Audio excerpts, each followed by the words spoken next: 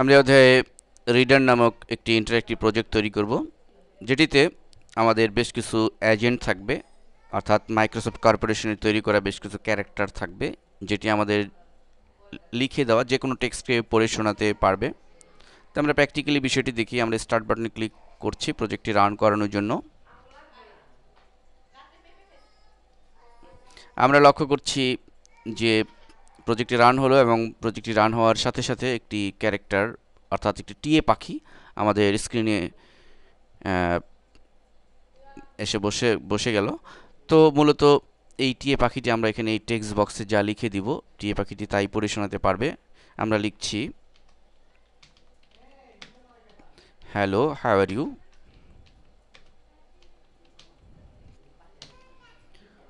তো এখন আমরা যদি ভয়েস বাটনে ক্লিক করি, আমরা ভয়েস বাটনে ক্লিক করছি। Hello, how are you? Hello, how are you? আমরা লক্ষ্য করলাম যে টিএ পাখিটি আমাদের লিখে দেওয়া সেন্টেন্সটি পড়ে শোনাতে পারলো। তো শুধু টিএ পাখি নয়, ধরে মাইক্রোসফটের বেশ কিছু ইন্টারঅ্যাক্টিভ ক্যারেক্টার রয়েছে, আমরা পর্যায়ক্রমে সবই দেখাবো। সেগুলো আমাদের লিখে দেওয়া যে কোনো সেন্টেন্সকে সে পড়ে শোনাতে পারবে। তা আসুন আমরা প্রজেক্টটি প্র্যাকটিক্যালি কীভাবে করতে হয় সেটি দেখি। তো প্রথমেই আমরা একটি স্ট্যান্ডার্ড ইএক্সি ফাইল নিয়ে নিব এবং এটিকে আমরা আমাদের প্রয়োজন মতো বড় করে নিব। এর সাইজ আমরা এভাবে ড্র্যাগ করে বড় করতে পারি। এরপর আমাদের প্রথমেই যে কাজটি করে নিতে হবে তা হচ্ছে আমরা একটি টেক্সট বক্স আমরা ফর্মে সেটিং করব এভাবে।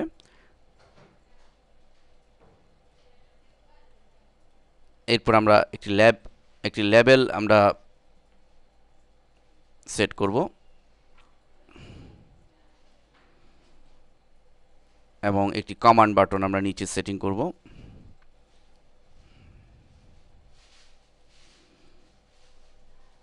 এবার আমরা পর্যায়ক্রমে প্রতিটি অবজেক্টের প্রপার্টিস চেঞ্জ করে ফেলব। আমরা প্রথমে লেবেলটি সিলেক্ট করে লেবেলটির প্রপার্টিস চেঞ্জ করার জন্য আমরা ডান দিকের প্রপার্টিসে চলে যাব এবং এখানে নেমে রয়েছে লেভেল 1।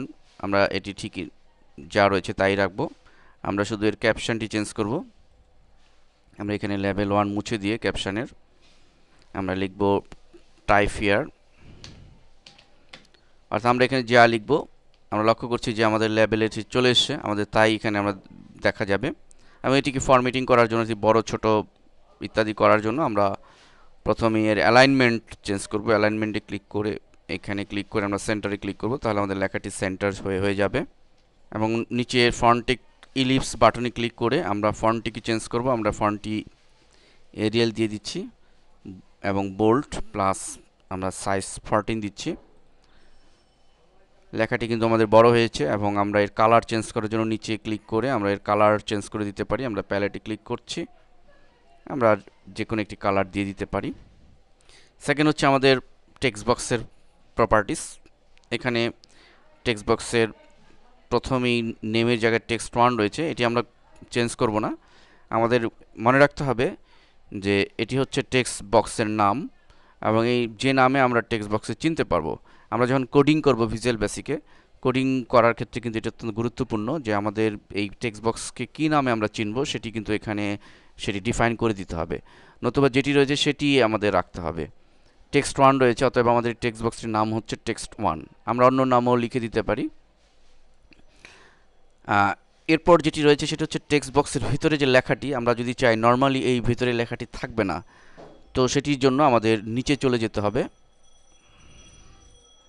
আমরা দেখতে পাচ্ছি টেক্সট নামে একটি ফিল্ড রয়েছে এবং তার ডান দিকে টেক্সট 1 লেখা রয়েছে। আমরা এটি মুছে দিলেই আমাদের বক্সের ভিতরে লেখা মুছে যাবে। এবং কমান্ড বাটনের আমাদের নেমের কমান্ড 1, এটি আমরা যা রয়েছে তাই রাখবো, শুধু ক্যাপশনটি চেঞ্জ করে দিব। এখানে আমাদের লিখে দিব ভয়েস। আমরা লক্ষ্য করছি যে এটি ভয়েস নামে এখানে লেখাটি হয়েছে। আমরা ইচ্ছে মতো করলে ফন্ট এবং কালারও আগের পদ্ধতিতে চেঞ্জ করে নিতে পারবো।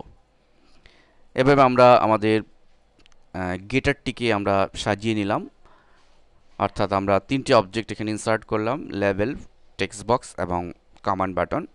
আমাদের পরবর্তী স্টেপে আমরা আমাদের প্রধান যে মেইন যে কাজগুলো সেগুলো করব।